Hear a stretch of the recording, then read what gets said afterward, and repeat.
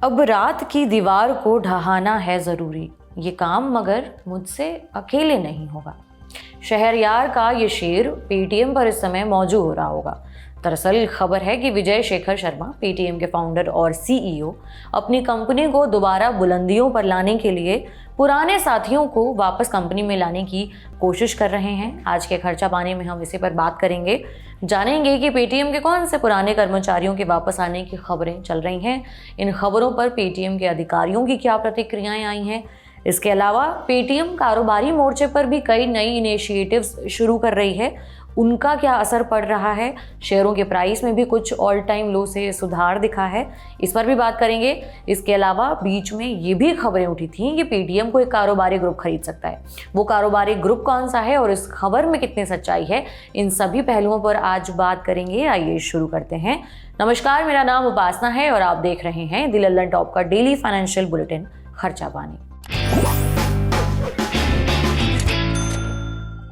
RBI के action के बाद से पेटीएम की दशा और दिशा पूरी तरीके से बदल चुकी है। 31 जनवरी 2024 की देर रात हुई कार्रवाई को 4 महीनों से ज्यादा का समय हो चुका है। इस बीच कंपनी ने कई उठापटक देखे। कंपनी के साथ जुड़े, लंबे सालों से जुड़े रहे बड़े बड़े अधिकारियों ने इस्तीफे दे दिए, शेयरों का दाम ऑल टाइम लो पर पहुंच गया। मगर अब विजय शेखर शर्मा, कंपनी के फाउंडर और CEO, Harry Potter and the order of Phoenix type company को फिर से बुलंदियों पर पहुंचाने में भिड़ गए हैं। खबर है कि पेटीएम फाउंडर विजय शेखर शर्मा अपने पुराने और भरोसेमंद साथियों को कंपनी में वापस लाने के लिए उनके साथ बातचीत कर रहे हैं। मनी कंट्रोल ने सूत्रों के हवाले से एक खबर छापी है इस बारे में। उसमें कहा गया है कि विजय शेखर शर्मा ने रेणु सत्ती, किरण वासी रेड्डी और नेहुल मल्होत्रा से बात की है और उन्हें कंपनी में लौटने के लिए मना रहे हैं। कंपनी के 2 सीनियर लीडर्स ने मनी कंट्रोल के साथ इस बारे में बात की। उन्होंने बताया कि वासी रेड्डी और मल्होत्रा को कुछ समय पहले ही अप्रोच किया गया था। दोनों को पेटीएम में यूजर ग्रोथ इनिशिएटिव की जिम्मेदारी सौंपी जा सकती है अगर वो आने के लिए राजी होते हैं तो। ये लोग कौन हैं और इन्हें ही क्यों अप्रोच किया गया है, उस बारे में भी बताएंगे। लेकिन उससे पहले जरा ये जानते हैं कि आखिर विजय शेखर शर्मा को क्यों लगता है कि पुराने लोगों को वापस लाने से कुछ हला भला हो सकता है। इसके लिए हमें चलना होगा मुश्किलों की शुरुआत वाले दिनों की तरफ। मुश्किल दिनों की शुरुआत 31 जनवरी की देर शाम आरबीआई ने पेटीएम की सहायक इकाई पेटीएम पेमेंट्स बैंक लिमिटेड पर प्रतिबंध लगाए। ये इकाई पेटीएम के ज़्यादातर प्रोडक्ट्स और सर्विसेज का काम देखती थी। पेटीएम की इस इकाई के पास यूपीआई मार्केट में बहुत बड़ी हिस्सेदारी थी, मगर आरबीआई के एक्शन के बाद ये हिस्सेदारी घटती चली गई। वॉलेट बिजनेस, जिसका कंपनी की कमाई में बड़ा योगदान था, वो भी काफ़ी हद तक घटकर नीचे आ गया। कंपनी के लेंडिंग पार्टनर्स, यानी जो कंपनी के प्लेटफॉर्म पर लोगों को लोन बांटते थे, वह उनसे लेकर के निवेशकों तक सभी का भरोसा कंपनी से घटता चला गया। जब आरबीआई ने पाबंदियां लगाई थी, तब विजय शेखर शर्मा ने कहा था, मैंने बहुत बड़ी चीज सीखी है। आपके टीममेट, यानी साथ काम करने वाले और एडवाइजर, जिन पर आप सलाह मशवरा के लिए भरोसा करते हैं, कई बार ऐसा होगा कि वो लोग मामले को ठीक से ना समझ रहे हों। इसलिए जरूरी हो जाता है कि आप चीजों को खुद संभालें, बजाय टीममेट या एडवाइजर पर भरोसा करने के कि वो बताएंगे कि क्या सही है क्या गलत। इन लाइनों के जरिए विजय शेखर ने किस पर निशाना साधा था, ये समझ पाना मुश्किल था, मगर कंपनी और इंडस्ट्री के जानकारों की सुई एक शख्स पर जा रही थी। उस समय कंपनी के सीओओ यानी चीफ ऑपरेटिंग ऑफिसर रहे भावेश गुप्ता पर। मीडिया में भी खबरें थीं कि दोनों, यानी कि भावेश और विजय शेखर के बीच बिजनेस से जुड़े फैसलों को लेकर, खासकर लेंडिंग पार्टनर्स को लेकर के काफी मतभेद थे। और ये शक और यकीन में तब बदल गया जब आरबीआई के प्रतिबंधों के बाद मई 2024 में भावेश गुप्ता ने कंपनी छोड़ने का फैसला सुनाया। मनी कंट्रोल की ही खबर के मुताबिक कंपनी के अंदर 2 खेमे बढ़ गए थे, टीम विजय और टीम भावेश। आरबीआई वाली कार्रवाई के बाद शर्मा ने अलग अलग वर्टिकल्स की कमान सीधे अपने हाथ में ले ली है, ताकि कस्टमर्स की घटती संख्या को रोका जा सके और लेंडिंग पार्टनर्स, मर्चेंट्स और कस्टमर्स के बीच एक बार फिर पेटीएम को लेकर भरोसा कायम किया जा सके।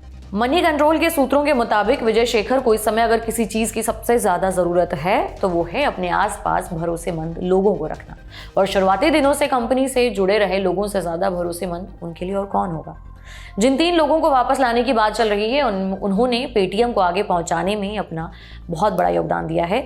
सत्ती और वासी रेड्डी पेटीएम के शुरुआती दिनों के साथ ही रहे हैं। सत्ती ने 2016 में पेटीएम को ज्वाइन किया था। 15 साल के करियर में ह्यूमन रिसोर्सेज मैनेजर से बिजनेस वर्टिकल की वाइस प्रेसिडेंट बन गई और आखिर में पेटीएम पेमेंट्स बैंक की सीईओ बन गई।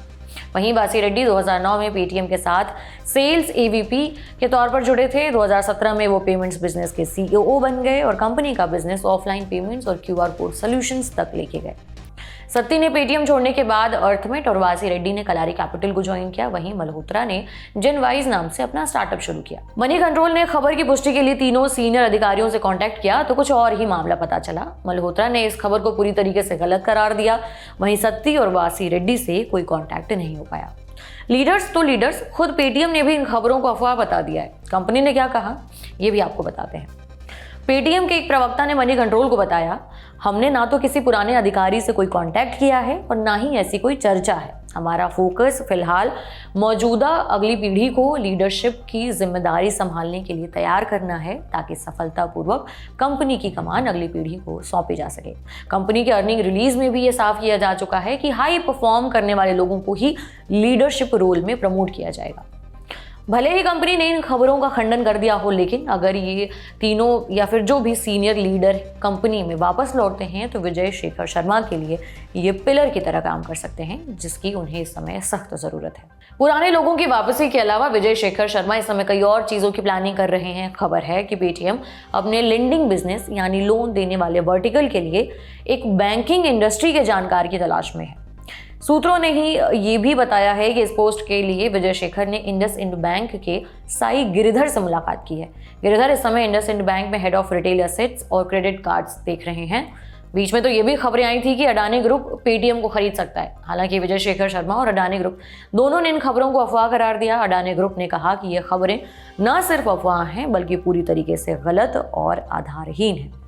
एक अन्य मीडिया रिपोर्ट में कहा गया था कि शर्मा डील की डिटेल्स फाइनल करने के लिए 28 मई को अडानी ग्रुप के दफ्तर गए थे।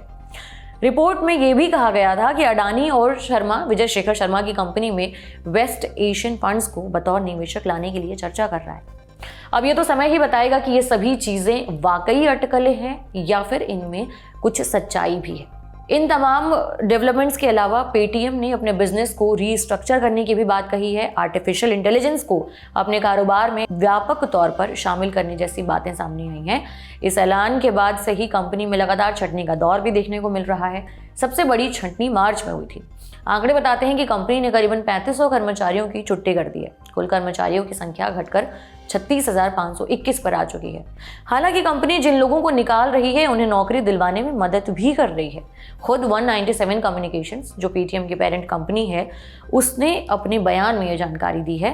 एचआर डिपार्टमेंट निकाले जा रहे कर्मचारियों को दूसरे कंपनियों में नौकरी दिलाने में मदद कर रहा है। बयान के मुताबिक पेटीएम के एचआर डिपार्टमेंट इस समय करीबन 30 ऐसी कंपनियों के साथ कांटेक्ट में है जिन्हें हायरिंग की जरूरत है। हालांकि कंपनी ने ये नहीं बताया है कि उसके इस रीस्ट्रक्चरिंग प्लान का असर कितने कर्मचारियों की नौकरी पर पड़ा है या पड़ने वाला है।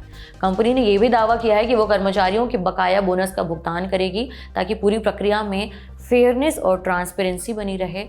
पेटीएम ने कहा है कि जिन कर्मचारियों का बोनस बकाया है उन्हें पूरी पारदर्शिता के साथ उनके पैसे दे दिए जाएंगे। बता दें कि चौथे तिमाही में यानी जनवरी से मार्च वाले तिमाही में पेटीएम पेमेंट्स बैंक लिमिटेड संकट के बावजूद भी कंपनी के रेवेन्यू में कुछ खास गिरावट नहीं आई है। ऑपरेशन से पेटीएम का रेवेन्यू सालाना आधार पर 2.9% घटकर 2267 करोड़ रुपए पर रहा। इससे पहले वाले साल में उसी तिमाही में ये रेवेन्यू 2334 करोड़ रुपए था। हालांकि तिमाही आधार पर इसमें 20% की गिरावट देखी गई है, मगर कुल घाटा सीधे मार्च तिमाही में 3.2 गुना होकर के 550 करोड़ रुपए पर पहुंच गया। हालांकि कंपनी ने अपने तमाम अन्य खर्चों में कटौती करके इसे थोड़ा कंट्रोल में किया है, उसका फायदा दिखा भी है। कुल घाटा तिमाही आधार पर 16% कम होकर के 2691 करोड़ पर और सालाना आधार पर कमोबेश स्टेबल ही दिखाई दे रहा है। पेटीएम ने वित्त वर्ष 2024 में 25% रेवेन्यू ग्रोथ हासिल करके 9978 करोड़ रुपए पर कारोबार बंद किया है। वहीं घाटा 19% कम होकर 1442 करोड़ रुपए पर रहा है। अब ये भी जान लेते हैं कि पेटीएम फिलहाल इमीडिएटली किस प्लान पर काम कर रही है। तो इसका सबसे बड़ा फोकस फिलहाल लेंडिंग बिजनेस और पेमेंट्स के जरिए बिजनेस में वापसी करने पर है। हालांकि ये होगा कैसे ये कहना मुश्किल है, क्योंकि ज़्यादातर पेमेंट्स यूपीआई के जरिए होते थे, जिसकी पेटीएम को परमिशन नहीं है, वो अभी थर्ड पार्टी लेंडिंग के जरिए अपने प्लेटफॉर्म पर यूपीआई पेमेंट की सुविधा दे रही है। लेंडिंग बिजनेस वाले सेगमेंट में company distribution only credit disbursement model पर चल रही है। आगे जाकर वो सिक्योर्ड लोन डिस्ट्रीब्यूशन सेगमेंट में भी उतर सकती है। इसके साथ ही वित्त वर्ष 2025 में इंश्योरेंस और वेल्थ मैनेजमेंट वर्टिकल को भी बढ़ा सकती है। एक बार नियमों की सख्ती होने के बाद विजय शेखर अब इस मोर्चे पर और चौकन्ना हो गए हैं, क्योंकि वो नहीं चाहते कि किसी भी और वर्टिकल में खासकर नियमों की वजह से कोई दिक्कत आए। ये बात उनके सालाना अर्निंग रिलीज में भी साफ दिखती है। उन्होंने कहा कि ग्रुप की सभी इकाइयों में गवर्नेंस फ्रेमवर्क को मजबूत करने के लिए कंपनी ने सब्जेक्ट मैटर एक्सपर्ट या इंडिपेंडेंट डायरेक्टर्स को नियुक्त करने का फैसला किया है। ये लोग संबंधित मामलों में अपनी सलाह देंगे। उन्होंने शेयरधारकों को यह भी भरोसा दिलाया है कि कंपनी अब और सख्ती से रेगुलेटर फ्रेमवर्क्स का पालन कर रही है और इन सभी डेवलपमेंट्स का असर सीधे सीधे कंपनी के शेयरों में भी दिख रहा है। पेटीएम की पेरेंट कंपनी 197 कम्युनिकेशन के शेयर बीते 3 कारोबारी सत्रों में अच्छे खासे बढ़त के साथ बंद हुए हैं। 10 जून यानी आज सोमवार को बाजार खुलने के बाद शुरुआती सत्र में पेटीएम के शेयर 8.6% तक बढ़ गए थे और 414 रुपए के लेवल पर पहुंच गए। बीते 8 सप्ताह में पेटीएम के शेयरों ने पहली बार 400 का मार्क पार किया है। हालांकि कारोबार के आखिर में थोड़ी सी ऊपरी लेवल पर प्रॉफिट बुकिंग हुई और इसके शेयर 2.02% की बढ़त लेकर 389 रुपए पर बंद हुए। बता दें कि मई के दूसरे सप्ताह में ही पेटीएम के शेयरों ने 310 रुपए पर आकर अपना ऑल टाइम लो बनाया था। बीते सप्ताह बाजार बंद होने से पहले शुक्रवार 7 जून को 10% का अपर सर्किट भी छुआ था, क्योंकि उसी सप्ताह एनएससी ने नेशनल स्टॉक एक्सचेंज ने पेटीएम का अपर सर्किट 5% से बढ़ाकर 10% कर दिया था, जिसके बाद शुक्रवार 7 जून को इसके शेयर 10% तक बढ़े थे। बीते दिनों पेटीएम के शेयरों में ये तेजी बता रही है कि निवेशक पेटीएम मैनेजमेंट के इन तमाम उपायों से, उसकी कोशिशों से, उसकी कवायदों से खुश दिख रहे हैं। पेटीएम ने भी हाल ही में कहा था कि उसके यूपीआई बिजनेस में रिकवरी स्ट्रॉन्ग स्टेबलाइजेशन के आसार दिख रहे हैं, यानी स्थिरता के आसार दिख रहे हैं। मई में पेटीएम प्लेटफॉर्म पर हुए कुल यूपीआई ट्रांजैक्शन प्रोसेस्ड की संख्या 1.24 लाख करोड़ रुपए में पहुंच गई। क्रेडिट कार्ड ऑन यूपीआई और यूपीआई लाइट जैसे इनिशिएटिव्स को इसका क्रेडिट दिया गया। वहीं उसके कॉम्पिटिटर्स फोन पे ने 7.23 लाख करोड़ रुपए और गूगल पे ने 10.33 लाख करोड़ रुपए के ट्रांजैक्शन किए हैं। न्यूज एजेंसी एएनआई के मुताबिक पेटीएम पर मई में कुल 1.14 अरब ट्रांजैक्शन हुए, जो दिखाता है कि कंपनी का बिजनेस धीरे धीरे ही सही स्टेबल हो रहा है। कंपनी ने मार्च में थर्ड पार्टी एप्लीकेशन प्रोवाइडर के तौर पर काम करने की परमिशन ली थी।